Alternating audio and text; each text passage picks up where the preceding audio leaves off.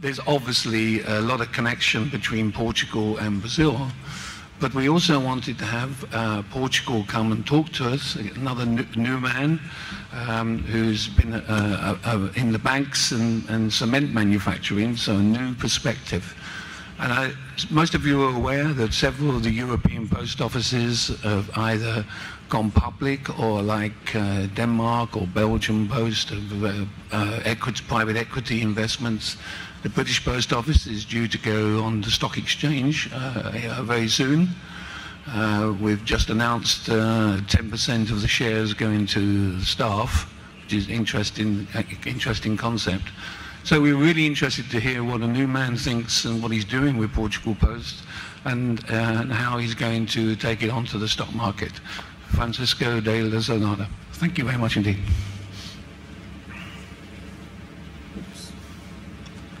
Thank you very much, and thank you for the invitation to be here.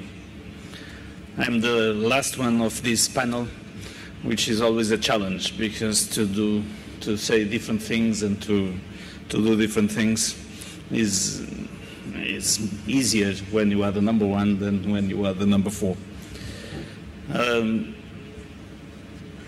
O que nós temos aqui what we have here como pano de fundo para as a a apresentação, backdrop for a presentation for the reality of Portugal. One of the first issues is that Europe, especially Portugal and Latin America, are going through different phases in their economy. So what means growth and development in this area of the world? And Europe, we're going through recession, readjustment, we're going through economic challenges that, of course, they will be overcome, but it is important as a background for our numbers, the numbers I'm going to present here. I am a newcomer to the Post, but the Post has a 500 history, so it's a very old institution which is present in the whole country, em todas as economias. As well as in all economies. And it's a year that's very important because we're going to become private, start with that process, which is a very significant moment, which happens, has happened to 5 or 6 posts in Europe, but it's not generalized in Europe as well as the rest of the world. So in this competitive environment, privatizing is very important. The Portuguese Post has always been cooperating the city in the various forums where it's involved, and especially now with countries such as Brazil and other countries in Latin America, as well as such as Spain. And the challenge was also to introduce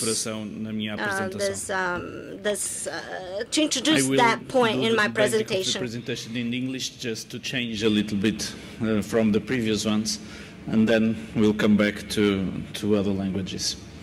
So first thing to highlight, which are the main figures of CTT. 73% of the revenues come from the mail business, 17% from SEP. Financial services are at the 7% level, so they are not negligible, but they are not yet at the level that we want them to be. And then we have what we call corporate solutions. In other places there are other or things like that. Hybrid mail, printing and finishing, that represent only 3%. We have, I have these figures on the right-hand side. I will not go through all of them, but just to highlight that in the financial services, we we place insurance, life insurance products. We collect to the government, we collect in savings for public debt from the government, and that is already 23 billion euros. The EBITDA has been stable at the level of around 100 million euros per year, and we have a little less than 14,000 employees, making us one of the top 3 employers in Portugal. Profitability has been quite good in the background of this, and when we compare ourselves within Europe, with the mail companies in Europe, we compare very well. In 2011, #1 in EBITDA margin, and at high levels in return on investment capital. Of course, we are facing a decreasing revenue environment, but we have been able to deliver a consistent performance. Why? Because the revenues have come down, but the cost base has been adjusted. And even if the top line, the substitution by non-traditional mail with the decrease of mail, has not been enough yet to put the positive evolution there, but the cost base has been trimmed. The revenues per employee have been quite stable, and as I said, EBITDA evolution also quite stable. The profit the same, and coming back to a question that has been done to several of my predecessors here, we have been paying out to the government a lot of money. CTT does not receive subsidies from the government, and has paid in 6 years around 3 times the equity capital that it is as dividends, a total of 240 million euros. Oops. But of course, we are facing key strategic trends that challenge the future, as any other post company in the world. We have the electronic substitution as a basis of this huge transformation. And we have liberalization that puts more and more competition into several of our businesses. And as I said, in the case of Portugal, we have the economic environment, which is not a long-term trend, but in 3, 4, 5 years, makes a big impact on the total. And we see the volumes of postal items going down, an average of a little above 4% in the last 5 years, with 2011 and 2012 being worse than the trend, but already changing, and that is again a consequence of the economic situation, when every single company is trying to manage the cost base. A lot of things and a lot of ideas are done to decrease the number of mail that they send. And as you know, in Portugal as elsewhere, companies and a few number of large banks and telcos and utilities are the basis of the mail that nowadays is sent. So when those big customers are controlling their cost base, we have to face it. But we are acting, and we are acting based on our what we consider is a distinctive set of capabilities and assets. We have the largest logistic operation in Portugal, both in mail and for parcels. We have a separate network for parcels in a large part of the country, and then we use the basic mail network for the rest of the country. It depends on volumes, it depends on concentration of customers and businesses. We are a trustworthy brand and company with high levels of trust from the population in general, which in fact are our customers. We have retail and distribution networks with countrywide coverage. As basically all post companies, we go to every house, and we have to go to every house. We have high levels of automation, efficiency is good, and the quality of service is always above the levels we are committed to towards our regulator. A wide range of products and services. We are a relevant player in saving products and in the payments industry. And again, I mentioned the life insurance products that are sold through the CTT network, which puts us among the top 5 life insurance distributors in the country. We have our own technological and innovation capabilities, and we complete and integrate physical and electronic solutions in hybrid mail and other solutions like this. So, with the challenges and opportunities, but based on the distinctive set of capabilities and assets, we have defined a set of strategic goals, which are, number 1, defend the core mail business.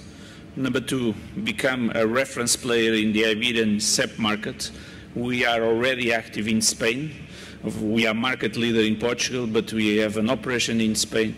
We are active in cross-border between Spain and Portugal, and we are increasing that with focus and as one of the strategic priorities to become one of the top players on those 2 countries together. We are strengthening a wider financial services and products platform, increasing the number of products and increasing the size of what we do in terms of representative to contribution to the total of our numbers. We are innovating and growing through the development of corporate solutions, and we are also aiming at strengthening partnerships in value-added activities in Portuguese-speaking and Latin American countries, both in Africa and in Latin American, with very specific ventures. Some we have, some we aim to develop. And we have set up in this very short time frame. Of course, we plan for a larger term, but we have to do several things in a very narrow period of time, because the privatization will be done between the end of the 3rd quarter and the 4th quarter of this year. And so in this time frame, we have set up what we call a multifocal horizon approach to the development program. A core issue is the optimization of operations to defend the current business. We believe we are already efficient, but this is something that is never finished, and this is something that, while the trends are still in decreasing the volumes, we have to keep doing it by adjusting the processes, right-sizing organization, and reduce the retail branch network where they are not needed, the number of branches that we've got. With all of this, we have a sizable proportion of our employees that are in fact outsourced, and we are curbing the outsource to keep the basic employee base, and with that to preserve the stability and the employee stability, which is a target in itself. The second is to ensure a sustainable regulatory framework. We have already in Portugal introduced all the regulations that the European Union have, which basically liberalize everything except a very few things in the traditional mail. And we are the ones that have the universal service obligation. But these still need work in terms of the concession agreement with the government and in terms of how the regulator regulates the post office and the universal service activity. We are working hard on that as we speak, because that has to be ready in the next quarter or 4 months to be sure that everything is clear to possible acquirers at the time of the privatization. Capturing, and then in terms of business-driven things, we have the 2 horizons. One are immediate things, or let's call it quick wins, and the other is things that will produce results in a wider or longer horizon. First are the current businesses and things that have been identified that we could do differently, strengthening our successes in different areas of activity. And the second are connected with the international presence. We want, as I said already, to increase the presence in Spain, but also in other areas. And we, as I believe everywhere, are leveraging or trying to leveraging on the development of the e-commerce to see in the future the parcel side to increase. And we are enhancing the financial services scope to increase the impact of it. In terms of partnerships, in fact, what any company does is more and more connected with different parties. Of course, we are a strong partner with the population, because the convenience and the proximity services are unique in what a company like CTT can do in Portugal. We are doing government services, we are doing transportation tickets, utilities, invoice payments, these type of things that can be done both in our post offices or even with the mailmen themselves.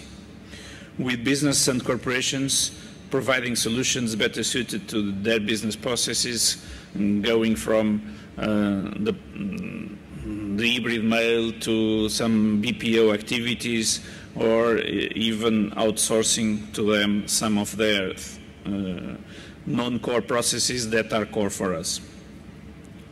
With suppliers and product specialists, with the government, where we are really a link between citizens and the government in payment of pensions to the people, in terms of taxes, in terms of highway tolls, fines, government bonds placing, bill collections, legal notices from courts or from tax authorities, renewal of licenses, all sorts of things that we do on that front.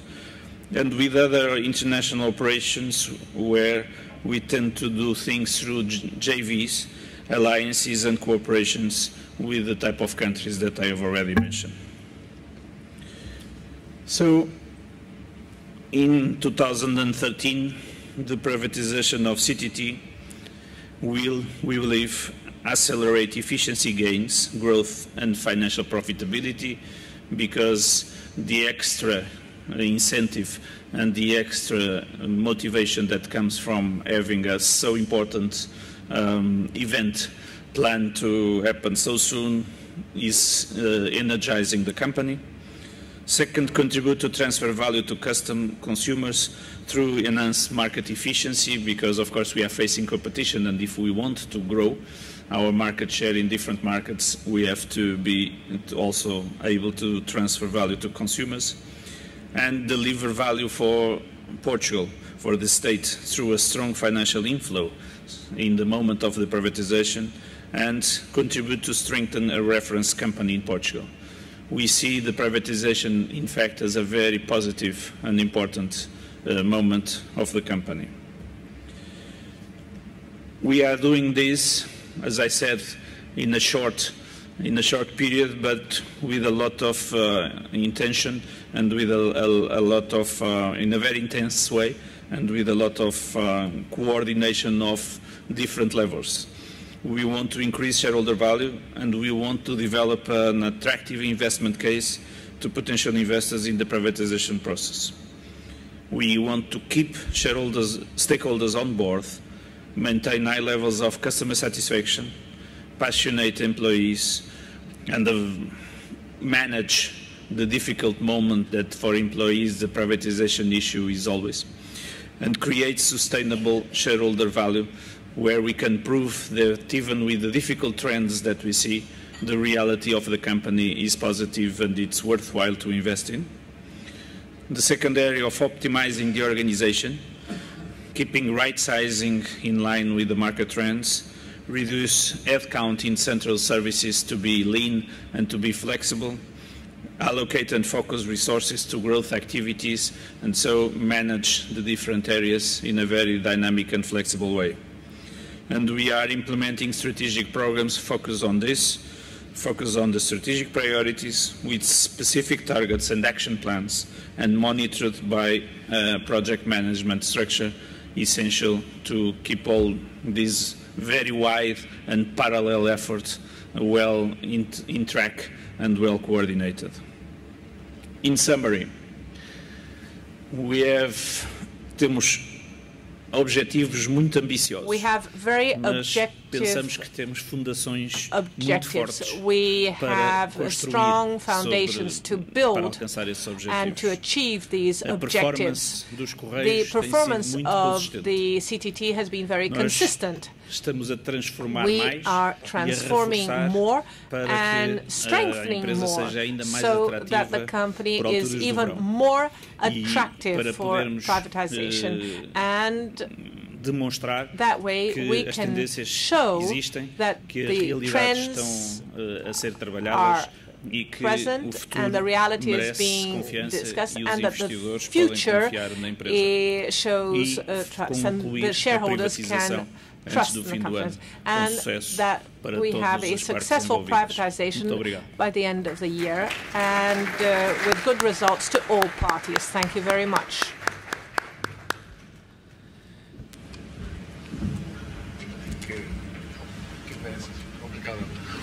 Obrigado, Francisco.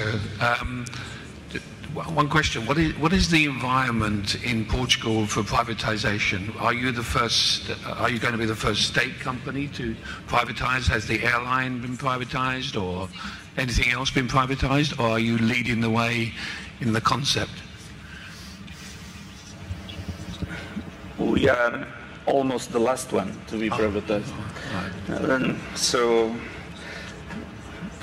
just to remember a little bit of history, 30 years ago Portugal had a revolution, and after that revolution basically everything has been nationalized.